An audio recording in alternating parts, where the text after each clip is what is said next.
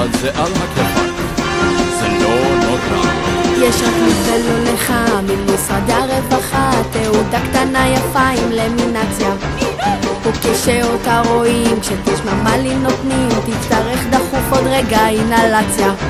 באוטובוסים נוסעים חינם, ברכבת מן הסתם, והנחות והטבות והקלות ופיצויים, כן ככה זה כשלא רואים. תעודה כה ירוקה עם תמונה די מצחיקה, בתוכה אני נראה קצת כמו קוף, אבל היי חבר תקשיב, זה דבר ממש מגניב כשתשמע מה היא נותנת שק תחתון.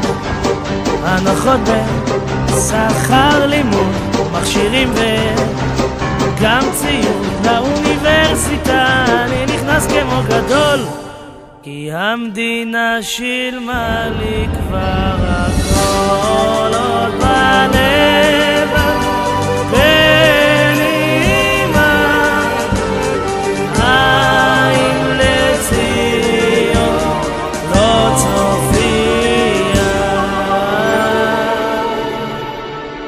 וגם אם אתה רוצה מין כרטיס ירוק כזה, תנסה לשלוח פקס לממשלה לה, אך בינינו אין סיכוי, רק אני הוא הלקוי, תנסה למצוא אחת במזבלה לה, ובינתיים תאכל את הלב ונסה לו להיעלב, כשאני הולך חינם על קו 406 וכסף הנהג ממך דורש.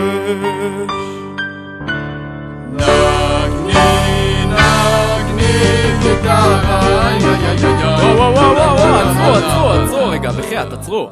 מה נגני? מה זה? גיטרה. בלי מיתרים, מה את מצפה? זו גיטרה של נוער יחד. באמת? נו באמת. נו באמת. מה יהיה? יאללה, נו בוא. גיטרה של נוער יחד.